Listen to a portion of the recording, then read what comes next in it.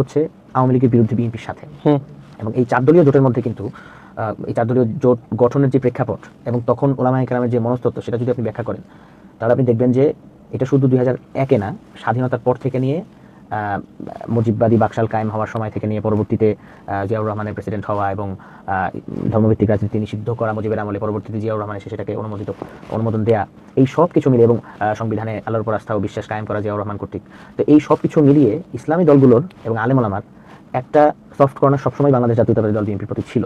এবং আপনি মূলধারার রাজনীতিতে যদি জোটবদ্ধ হয়ে রাজনীতি করতে চান, তাহলে সেক্ষেত্রে আপনার অপশন কে হবে?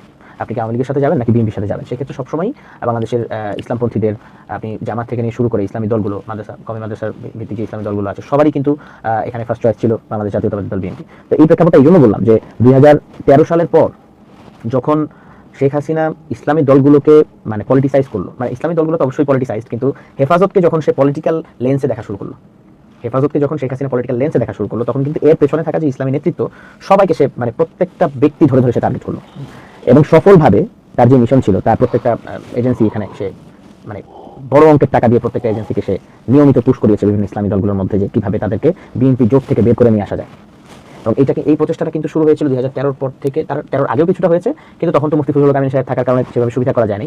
কিন্তু হেফাজতের আন্দোলনের পর যখন হেফাজতকে বিভিন্নভাবে কোণঠাসা করা হলো, তখন কিন্তু ইসলামী দলগুলো মানে মাঠে সেইভাবে কার্যক্রম পরিচালনা করতে পারছে না। তো সেই জায়গাটাই টানা 3 থেকে 4 বছর চেষ্টা করার পর 2016 সালে সর্বপ্রথম একটা ইসলামী দলকে আওয়ামী লীগ বিএনপি জোট থেকে বের করে আনতে সক্ষম হয়। কোন দল? এটা ছিল ইসলামী ঐক্যজোট।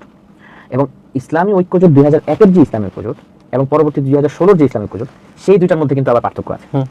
এবং এই পার্থক্য আমি সংক্ষেপে যদি পার্থক্যের কথা বলি, 2001-এ ইসলামী ঐক্যজোটের মধ্যে সবগুলো ইসলামী দল, বড় বড় সবগুলো ইসলামী দলই ছিল। ইসলামী শাসনতন্ত্র আন্দোলন বের হয়ে গিয়েছে ভিন্ন প্রেক্ষাপটের কারণে, কিন্তু বেশিরভাগ ছিল। পরবর্তীতে 2004 কিংবা 5-এর দিকে খেলাফত মজলিস শেখুল হাদিস আল্লামা আজিজুল হক রহমাতুল্লাহির নেতৃত্বে খেলাফত মজলিসের একটা অংশ ইসলামী ঐক্যজোট থেকে বের হয়ে চলে আসে।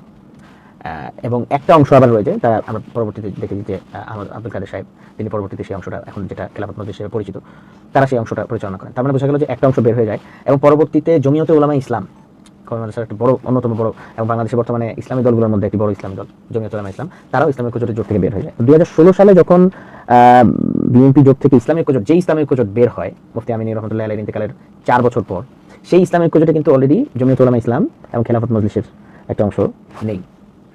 এবং তারা মানে ইসলামী ঐক্যজোট বের হয়ে গেল, তারা কিন্তু বিএনপির সাথে জোটে থাকেন এবং লম্বা একটা সময় পর্যন্ত জোটে থাকেন। পরবর্তীতে 24-এর 1 বছর 2 বছর আগে তারা জোট থেকে বের হয়েছেন জমিয়তুল উলামা ইসলাম, কিন্তু খেলাফত মজলিস শেষ পর্যন্ত জোটে ছিলেন। তো এই যে বের করে আনা, মানে বিএনপির দিক থেকে ডানপন্থী দলগুলোকে বা ইসলামপন্থী দলগুলোকে বের করে নিয়ে আসা, এই বের করে নিয়ে আসাটাই ছিল একটা রাজনৈতিক, মানে শেখ হাসিনার একটা রাজনৈতিক প্রতিহিংসা, এটা সে চরিতার্থ করেছিল দলগুলোকে বের করে নিয়ে আসার মাধ্যমে।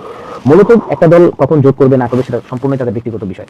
এটা নিয়ে আসলে কর্মীদের জায়গা থেকে অথবা একটা দল যখন তাদের মতো করে সিদ্ধান্ত নেবে, তখন অন্যান্য নেতার এই দলীয় সিদ্ধান্তের বাইরে গিয়ে কথা বলার সুযোগ থাকে না। কিন্তু তখনকার যে প্রেক্ষাপট ছিল, হেফাজত পরবর্তী সময় যে প্রেক্ষাপট ছিল, সেই প্রেক্ষাপট কিছুটা ভিন্ন ছিল। এবং আমরা তখনকার যদি মানুষের প্রতিক্রিয়া দেখি এবং নেতাকর্মীদের প্রতিক্রিয়া দেখি, তাহলে এটা খুব স্পষ্ট ছিল যে এটা মানে, এবং আমার কাছে সুনির্দিষ্ট তথ্য ছিল, এবং সেই জায়গা থেকে কিন্তু বিভিন্ন ইসলামী দলগুলোকে শেষ পর্যন্ত শেখ হাসিনা সেখান থেকে বের করে নিয়ে